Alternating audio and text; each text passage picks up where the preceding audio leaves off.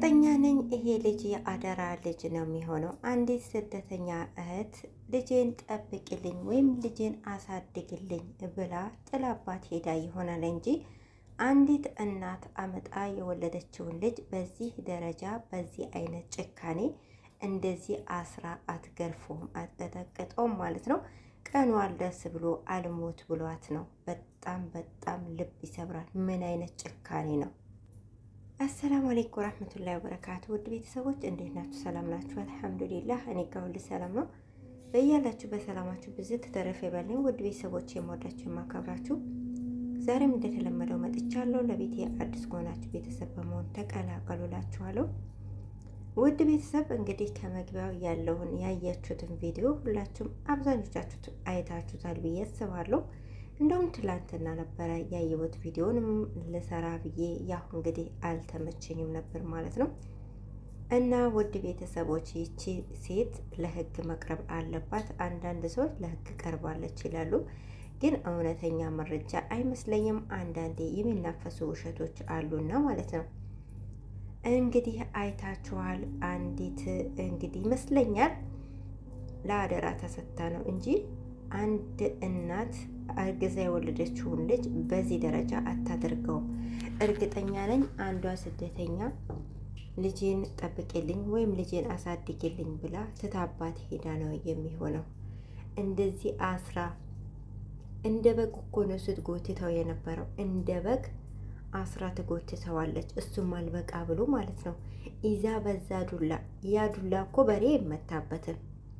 በሬ በማይመታበት ዱላ አንድ ፍሬ ልጅ እንደዛ ስትቀጠቅጠው ነበርና እችን ሴትዮ ወላሂ የኢትዮጵያ ሕዝብ ካለ እችን ሴትዮ ፈልጎ አፈላልጎ ለህግ ሊያቀርባት ይገባል ማለት ነው።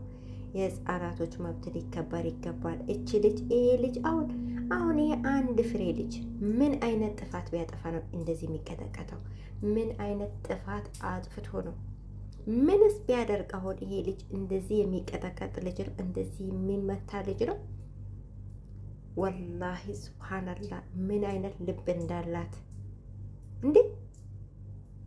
እንደዛ አስራ እየጎተተችው ያለው አንሷት እንዴት እንደምትቀጠቅጠው እንግዲህ አይታችሁ ሊሆን ይችላል። እንኳን የሚመታው ማለት ነው የሚያየው ሰው ያመዋል። እሷ እንግዲህ አላቅም እቺ በሰው ተመስላ የሆነች ሰው በሰው ተመስላ ነው እንጂ ሰው አይደለች። እውነቴን ነው የምላችሁ፣ እቺ አውሬ ነገር ናት።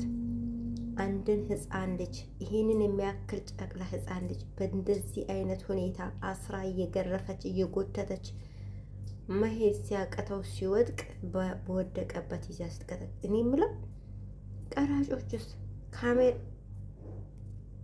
ካሜራማኑስ እንግዲህ እየተቀረጸች ነው። እንዴት ነው ይሄንን ድርጊት ጸጥ ብሎ አንድ ሰው ቆሞ የሚመለከተው? ልጁን እስክትገለው ህይወቱ እስኪያልፍ ድረስ ነው ሰው ቆሞ የሚያየው? በአካባቢው ልጆች አሉ፣ ሰው አለ ሲዘዋወር ያለሁኝ አይታችኋል። ሰው አለ። ለምን አላስቆሟትም? ለምን ይሄ ልጅ ምን አድርጓል? ለምን ምን እንዴት በዱላ እንዲሞት ተፈርዶበት ነው? ሀቂቃ በጣም ልብ ይሰብራል። በጣም ልብ ይሰብራል። እቺ ሴትዮ በምንም ብሎ የኢትዮጵያ ሕዝብ ለፍርድ ለህግ ሊያቀርባት ይገባል። ይሄ ህፃን ልጅ ምንም አይነት ጥፋት አጥፍቶ ቢሆን በዚህ ደረጃ ሲጀመር ይሄ ህፃን ልጅ ምን ያጠፋል? ምን ያጠፋል ለዚህ ደረጃ የሚያበቃው? አልሞት ብሏት እኮ አልሞት ብሏት እንደዛ መጎተት አስራ የጎተተችው እንደ በግ የጎተተችው ከመሬት ሳያንሳት አልሄድ ሲላት አልጎተት ሲላት ደግሞ ይዛ በዛ በያዘችው ዱላ ትቀጠቅጠዋለች። ሱብሃንአላህ ወላሂ ምን አይነት ጭካኔ ነው? ምን አይነት ጨካኝ ናት? አኡዚ ቢላህ። እና እችን ሴትዮ እንደምንም ተፈልጋ ተይዛ ለህግ መቅረብ አለባት ባይነኝ። በጣም የሚያሳዝን ነገር ነው። ለማንኛውም በዚህ አጋጣሚ ልጆቻችሁን ለቤተሰብ፣ ለዘመድ፣ ለጓደኛ ሰጥታችሁ የምትሄዱ ሰዎች ልጆቻችሁን እየደወላችሁ ቼክ እያደረጋችሁ በሌላ መስመር በሌላ ሰው ቼክ አድርጉ ማለት ነው። እንደዚህ አይነት አረመኔ እንደዚህ አይነት ጨካኝ ሰዎች ስላሉ ማለት ነው። በጣም ልብ ይሰብራል ሀቂቃ።